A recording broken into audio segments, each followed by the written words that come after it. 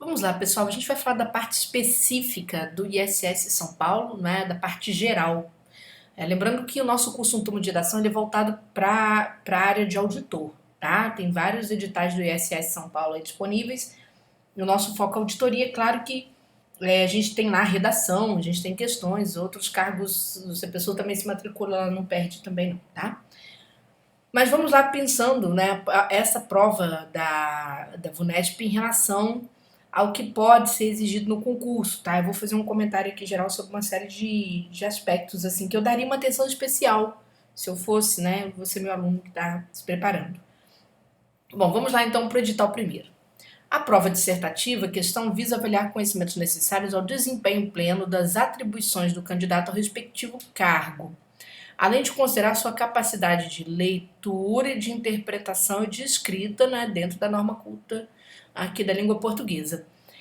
Pessoal, tem uma tendência muito grande da banca e uma das questões, pelo menos uma ou duas, né, de ela tratar do que está colocado em primeiro plano na competência do cargo. Então, quando você vê lá o lançamento, né, do crédito tributário sendo colocado lá em primeiro plano, então é bem típico de fiscalização mesmo, tá? É claro, teremos questão envolvendo legislação tributária, isso é fato, entendeu? Eu acredito que talvez duas ou três aqui entre as quatro questões, tá bom? A banca pode pegar outros conhecimentos, já vê que ela fala sobre conhecimentos, né? Olha só, as questões abordarão conhecimentos previstos no anexo 2. Então, são todos esses conhecimentos que estão previstos aqui para o cargo geral, tá bom? São questões, né, com resposta entre 10 a 15 linhas, então são questões de curta extensão. A VUNESP tem uma característica em que ela pode trazer ali questões muito objetivas, bem objetivas mesmo, tá?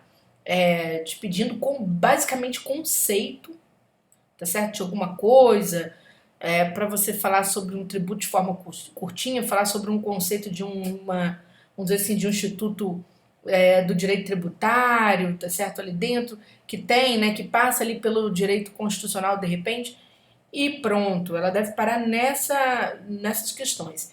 E é claro que ela deve trazer também situação-problema, tá? Eu acredito que sim, bem da parte, talvez envolvendo princípios. A gente vai falar sobre isso, vocês vão entender. Ela costuma ter esse olhar. E é claro que essa banca também fica muito atenta a novidades, né? Fato, tá? Aquilo que está na crista da onda, aquilo que está sendo discutido. A banca também se debruça. Daqui a pouco a gente vai falar sobre essas possibilidades. Cada questão valerá 20 pontos, né, e será considerado habilitado o candidato que obtiver nota igual ou superior a 10 pontos em cada uma delas. O grande segredo da VUNESP, gente, é tomar cuidado com a precisão, tá? Então vou aqui puxar um pouquinho para a macroestrutura. O grande segredo dessa banca é você tomar cuidado com a precisão temática. Por quê? Às vezes ela mesmo trazendo uma questão simples, é, por exemplo, no mesmo item, você costuma ter vários pedidos. Acontece isso de se ter vários pedidos no mesmo item. E aí você tem que estar bem atento. Quer ver? Tem até uma questão aqui, acho que eu deixei para vocês. Deixa eu ver aqui. Material, parte finalzinha. Aqui no finalzinho do material. Isso. Por exemplo, esse concurso aqui que foi da Procuradoria Municipal de Sorocaba, né? Um concurso que vai envolver essa área tributária. E aí a banca vai pedir para se falar sobre taxa. Ela trouxe uma situação problema, certo? E trouxe aqui itens A e B. Porém, ela não faz um questionamento só. É aí que o aluno tem que estar atento. A banca costuma fazer mais de um questionamento no mesmo item. Ela pergunta, por exemplo, sobre a constitucionalidade, né, de instituição da forma de criação de uma taxa, se ela foi criada por lei, foi criada por decreto, a natureza jurídica, a possibilidade de você cobrar esse tributo logo no mês seguinte. Então veja que ela vai bater em elementos bastante principiológicos, tá, gente? Ó, princípio da legalidade aqui, princípio da anualidade aqui, não é? Princípio da noventena. Então, ela pede para você acionar. Ela vai sempre muito por esse caminho, tá? Muito por esse caminho, tá certo? E o que é comum, às vezes, os alunos, numa prova, vacilarem, é o aluno responder por exemplo, ele vem cá na forma de criação, ele para a natureza jurídica, às vezes esquece aqui a questão da cobrança no mês seguinte. Então é comum o aluno se dispersar na prova da VUNESP em função desse tipo de organização, tá? Então a gente está falando, por enquanto, do aspecto formal, né? que a banca apresenta. A prova dissertativa será aplicada na mesma data da prova objetiva, porém em período distinto, com duração de 3 horas, incluindo a prova de redação. Do conjunto todo, gente, eu acho a prova de redação a mais chatinha, tá? Honestamente falando, a mais chatinha. Por quê? Pela mesma questão. Como a banca é muito exigente com a precisão, a prova de redação, né, ela tem duas partes. Sempre a banca coloca uma parte do tema, outra parte do tema, os alunos tendem a escolher um lado e ignorar a outra parte. E aí ela pune o aluno por conta disso, tá? Então, só lembrando, né, que a gente falou sobre dissertação na abertura da aula no Turma, para você ficar atento a essa questão. É claro, na aula do dossiê a gente tem 10 temas comentados, a gente vai tratar desses 10 temas, né? Agora, então, já começou a chegar a hora de tratar desses temas para ver se a gente acerta os temas, como a gente acertou nos 2 últimos temas do Sebrasp, para a prova discursiva. Então, vamos ver se a gente vai aqui na VUNESP no mesmo caminho. A gente quase acertou o tema da Lema, né? Foi da FGV recentemente. Então, só para ver se a gente vai no mesmo caminho, tá certo? E ali a gente volta a falar de estrutura em redação. Mas, voltando aqui à parte das questões, como eu disse, na hora que for fazer a prova discursiva, eu faria primeiro o rascunho da redação, porque a redação é mais enjoada. E as outras questões, a banca tende a ser muito direta. Ela tende a dar um casinho curto para questionar alguma coisa sobre as questões. Mesmo que ela dê um caso extenso, você vai ver que os itens temáticos são bem objetivos, são bem principiológicos, e há razão de ser, tá, gente? A gente vai falar sobre isso. E há questões que ela pode ser simplesmente bem objetiva e perguntar, né? Explique a diferença entre o Instituto X e o Instituto Y, por exemplo, tá? Tudo bem? Então vamos lá. Continuando, aqui falando um pouquinho mais sobre possibilidades temáticas, não é? A banca vai pedir questões dissertativas que abordarão os conhecimentos previstos no anexo 2. Quando você vai para o rol de conhecimentos do anexo 2, tá? Para a auditoria geral, você tem o quê? Legislação tributária municipal, óbvio. Direito constitucional pode ser vinculado, né? Direito administrativo, talvez alguma vinculação também aqui com legislação tributária. Auditoria, pode ser que ela traga uma questão de auditoria, direito civil pode ser que sim, ok. Direito criminal, a gente pode falar de alguma coisa que ligar a crimes praticados por funcionário e particular contra a administração pública, pode ser alguma coisa nesse sentido, até porque vocês serão servidores públicos, então a banca pode bater com alguma questão aqui. Contabilidade até pode ser, né? Economia pode ser, mas honestamente falando, eu acredito que o tema vai oscilar entre legislação tributária, direito constitucional, direito administrativo, aqui, não é? Finanças públicas, creio que há grande chance de a banca bater em cima, e gestão pública contemporânea, por quê? Porque a gente tende, pessoal, a passar por uma reforma em breve, uma reforma administrativa. Estamos passando, no momento que eu gravo, por uma reforma tributária, não é? E como muita coisa a gente deve passar por uma modificação também dentro de um governo digital, ou seja, de sistemas mais inteligentes, até mesmo com capacidade de fiscalização, já tem, vários fiscos têm isso, não é? Por conta do e-social. O que deve acontecer? Você deve ter, ali deve ser exigido um pouco mais de vocês, um olhar para a gestão, tá? Até porque esses sistemas de inteligência, eles vão exigir do servidor mais uma capacidade, né, de organização do que se deve fazer do que, de fato, uma capacidade operacional, tá? Então, bastante atenção a essa parte, isso é chamativo, tá bom? Há um olhar muito forte nisso em várias provas. Vocês podem ver, só para vocês terem noção, né, na Receita Federal, no concurso da Receita Federal, tudo bem que eles não tinham essa especificidade aqui. Mas na Receita Federal eles cobraram o quê dos meninos? Cobraram a questão da área, né, de tributação, ok. E a segunda questão foi sobre improbidade. Por quê? Porque havia ali um laço com a questão da declaração de imposto de renda do servidor, tá? Então eles já foram para esse lado, havia o lado de enriquecimento ilícito, então já foram para o lado, né, ali de outros crimes, tá certo? Então, para a parte de crimes, vamos dizer assim. Então existe essa possibilidade, tá? E as bancas têm sido, assim, bem... Não se centrado apenas no aspecto tributário da coisa, no aspecto operacional da coisa, mas trazendo para você um outro universo da prova discursiva, que é um universo um pouco mais, vamos dizer assim, mais atualizado, né? O perfil de servidores que eles querem. Então, a discursiva tem essa capacidade de fazer esse filtro, tá? Então, vamos falar sobre alguns assuntos que a gente precisa estudar, né? Aqui no Turma de Redação, na prática da questão, a gente trouxe uns assuntos, mas vocês sabem, a gente tem um dossiê que também haverá, além das 10 redações, 10 temas de questões específicas, e a gente vai estender o braço, tá? Para assuntos que eu vou falar aqui, inclusive. Vamos lá.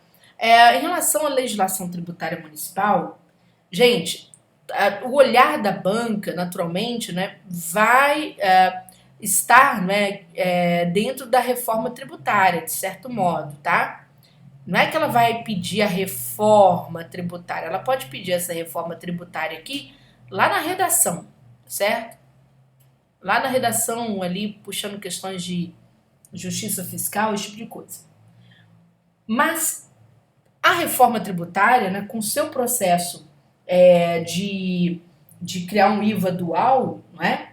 O que a gente tem? A gente tem algumas mudanças, tá? Por exemplo, a banca pode trazer questões aqui para você envolvendo também o direito constitucional na base dos benefícios, né?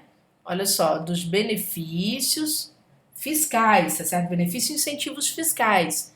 E te fazendo perguntas até simples, por exemplo, para você trabalhar uma diferença entre uma anistia, tá certo? Uma isenção, né? Os pontos de apoio disso, de similaridade entre esses dois institutos, né? Que no caso são institutos de exclusão de crédito, mas a banca pode bater aqui em cima, né? Desses benefícios e incentivos fiscais. Por quê?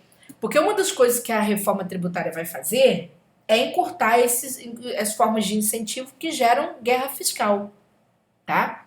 Então, aquela guerra, né, que a gente tem entre os entes, tá certo? E aí a banca ela deve ir em cima de cobrar essas questões como elas estão hoje, naturalmente. O que isso quer dizer? O que são esses institutos, não é? Aí são que bem ou mal são alvo de legislação tributária. E a gente tem, de certo modo, né, nesse aspecto, uma série também, gente. A banca deve se voltar para uma série de princípios que já existem, né, no nosso, na nossa lei, vamos dizer assim, no nosso direito tributário, tá? Por quê? Porque entram novos princípios com a reforma tributária. A reforma tributária vai inaugurar uma série de outros princípios. Princípios como o princípio da simplicidade, né, aqui do sistema, o princípio da transparência, e isso mexe com tanta coisa que está aqui para a gente estudar, né? Na área de finanças, então, nem se fala, né? O princípio do equilíbrio,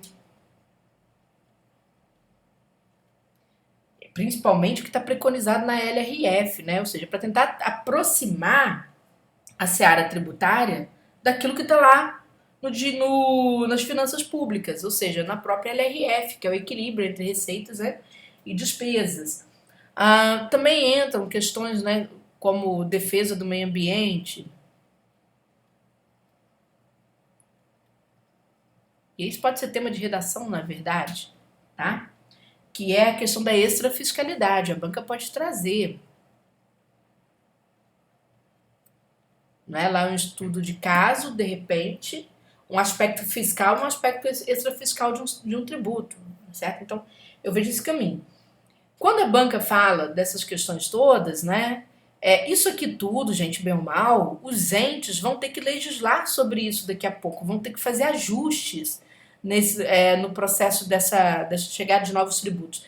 E a banca pode trazer questõezinhas, né, que vão acionar princípios que já são vigentes, como o princípio da legalidade, né? A forma de instituição dos tributos, será que observa esse princípio? Observa princípios de prudência, né? Que são associados aí ao princípio da anualidade, por exemplo. Então a banca pode vir muito para esse caminho, tá? Uma grande chance, né? de ela vir para esse caminho, tá? E aí a gente tem, não é? Essa, vamos dizer assim, essa visão um pouco mais principiológica das questões, tá certo? A gente tem, por exemplo, né, como vocês já sabem, né, que haverá um imposto, né, sobre bens e serviços, que é o IBS, que o IVA é dual, então ele vai ter o CBS, que é a contribuição, né, sobre bens e serviços, né, que aí vai ser de competência da União, e o IBS aqui que tem uma competência comum, tá? Vai ter uma competência comum. Aí que reúne o quê? Os estados, o Distrito Federal, os municípios, tá certo? E uma das questões do IBS é o local de cobrança, tá certo? Do imposto. Então, se a gente pegar a sistemática de cobrança do ISS, né, que é uma sistemática que já deu o que falar, agora a gente passa a ter uma outra visão do local de cobrança do imposto, que é o local do consumidor, ou seja, é também um aspecto de redução da guerra fiscal e a banca pode bater em cima disso, tá? A gente tem a manutenção do simples, né? E aí é um tratamento diferenciado para as micro e pequenas empresas em relação ao regime de recolhimento, né? Elas vão poder escolher ali o regime de recolhimento, tá? Então, bastante atenção a essas questões, tá? Ainda pensando dentro do âmbito da tributação municipal, a gente tem mudanças no IPTU também, né? Aí, de repente, a cobrança desse imposto com relação ao seu real valor venal, tá? A grande chance da galera pagar mais IPTU. Então, a banca pode jogar algum probleminha para você, na verdade, hoje, né, falar da base de cálculo atual do IPTU, tá? Tá certo? Então, pode ser que aconteça isso, tá bom? Pode ser que aconteça isso. E aí você tem também, né, outra questão, gente, pensar a questão das imunidades. A banca pode trazer uma questão sobre imunidade. Até porque, né, houve ali um jabuti da bancada religiosa que foi jogada a extensão da imunidade, né, sobre templos, né, de qualquer culto, para negócios desses templos, tá certo? Ou seja, né, extensão dessa imunidade para vários outros negócios ligados a esses templos. Então, muita atenção, isso pode ser questão sim, tá? Da banca pode jogar isso para você sim. Até porque já tem muita jurisprudência em cima disso. Tranquilo? Então a gente falou aqui um pouco, né, sobre sobre os impactos talvez de uma visão da reforma tributária sobre a prova discursiva de vocês, tá? No que tange aqui a reforma tributária, aspectos de direito constitucional, por exemplo, a questão do pacto federativo, como que fica, né? A banca, será que a banca pode trazer uma questão, gente, em direito constitucional ligada à autonomia dos municípios, porque se discute esse pacto, né? Para você falar disso hoje, autonomia dos municípios. Certo? Então, muita atenção. Perfeito? E aí, né, nós temos, por exemplo, puxando um pouquinho aqui para o direito administrativo, com um pouquinho mais de força, né, bem direito administrativo, outras possibilidades aqui dentro, a gente tem o quê, gente? No direito administrativo eu vejo a questão do poder de polícia associada às taxas, né? Que é a cobrança de taxa, tudo tem a ver com taxa. Aqui é uma associação entre direito administrativo e direito tributário, mas aí você fala, por direito tributário não, está na legislação também, né? A questão da licitação. Sim, a banca pode pegar, já que ela previu, né, que pode trazer qualquer conhecimento da Seara aqui, as mudanças que houve na licitação, principalmente em relação ao conceito de serviços, porque aí colide com aspectos do próprio ISS, né? Se a gente pensar, por exemplo, a gente está vivendo no mundo digital, o uso de um software, por exemplo, certo? Será que a gente vai pensar em serviço decorrente, por exemplo, o serviço naquela condição quando a pessoa desenvolve para você um software que vai ser seu, né? Ou vai ser apenas uma cessão de direitos, tá? Certo? Um direito aí de uso, né? Um direito ligado a uma propriedade intelectual, por exemplo. Então você tem aí o ISS, né? Tem que ficar atento aqui, a cobrança de ISS. E ainda dentro dessa questão de direito administrativo, será que haverá a criação de um novo ente? Quando eu penso na reforma tributária, certo? Como assim, Júnior? Claro, né? A gente, por exemplo, você vai precisar, talvez vai precisar desse novo ente sendo criado, né? Para que se possa aí integrar os entes, uma vez que Estado e município, né, passam a ter um imposto único, tá? Né, que é a integração do ICMS e ISS. E aí esse novo ente pode ter uma série de funções, são funções tipicamente administrativas, né? Que é a função de unificar regulamento, função fiscal como função arrecadatória, né? Função distributiva de impostos. Como é que vai ser isso? Então a gente tem que ficar atento à questão de competência, porque a banca pode cobrar uma questão de competência, tá? Para a criação de um tributo ali, você tem que ficar atento. Será que esse tributo ele foi criado na competência, né, atual do ente municipal, de fato, ele poderia criar, ou a forma como foi criado, né, obedece a princípios do direito tributário, certo? Porque isso tem a ver, bem ou mal, com o direito administrativo, tá bom? No direito criminal, né, aquilo que eu falei com vocês, pode ser que eles cobrem alguma coisa de, vamos dizer assim, né, de crimes praticados por funcionário público, aí, contra a administração pública, extensão também para, né, para particulares. Por quê? Porque vocês vão ser servidores, e São Paulo teve um problema bem sério, gente, com muita corrupção na área fiscal. Houve um tempo que caíram vários fiscais, né? Então a gente tem que lembrar dessa questão, tá? No campo das finanças, né?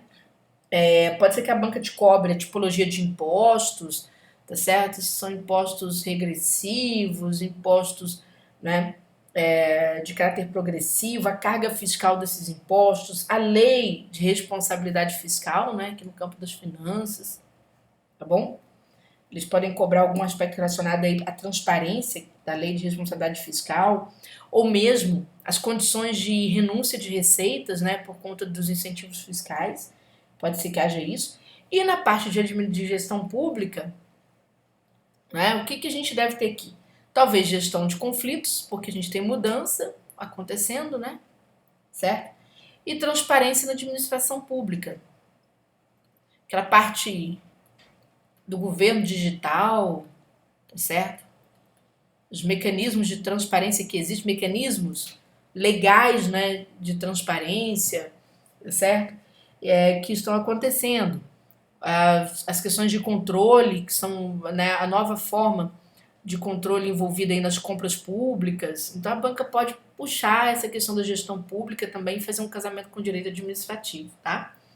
Então, pessoal, o que se desenha, eu acredito que vai ficar dentro dessa órbita do que eu falei, tá? Alguma coisa dentro dessa órbita. Eu não vejo assim, a banca extrapolar para questões meramente teóricas, sem nenhuma função. Pelo menos tem sido assim com outras bancas, tá certo? E pode ser que a gente esteja aí no caminho certo, tá? Pelo menos é o alerta que a gente sempre faz para o aluno pensar dentro dessa caixa, tá? Lembrando, eu vou fazer prova para a VUNESP, né? Como que faço essas provas? Aqui com preocupação com a precisão temática, não é? Sempre abarcando tudo que a banca apresentar. Como as questões são curtas, sejam bem objetivos. A fundamentação, vocês podem usar parênteses para colocar, uma vez que o espaço é muito curto, então não dá para ficar falando segundo a Constituição. Já coloca lá artigo 150, parágrafo, não sei, o sexto, sei lá, da Constituição Federal. E pronto, tá?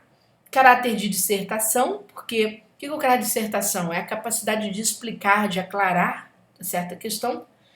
A coesão vai surgir da apresentação de períodos mais curtos, né, de modo que você possa ali alinhavar o texto de uma forma bem clara, né? Isso a banca privilegia, questões curtas precisam ser bem claras, né? E o resto, correção gramatical e vocabulário, né, que já faz parte mesmo do jogo, tá? Avaliativo, tá certo? Então é isso. O material que eu postei para vocês sofreu uma pequena modificação, tá? Vocês me perdoem se vocês já imprimiram, para eu atualizar. Porque até então tinha um pensamento, né? E eu gosto quando vai chegando um pouco mais próximo à prova, de modo que eu posso atualizar esse material, até para modificar ali as estratégias, né? Curso de discursivas não pode ser uma coisa estanque, tá, gente? Uma coisa parada, pronto, entregou e o cara tá com tudo pronto. Não funciona assim. Discursiva é sempre uma entrevista. Então, na discursiva a gente tem que tomar esse cuidado de rever as coisas no seu tempo certo, né? Por quê? Porque senão você acaba fazendo uma preparação por preparar, uma preparação meramente comercial, e não é essa a intenção, tá bom? Então é isso, pessoal. Vamos seguindo para o nosso curso.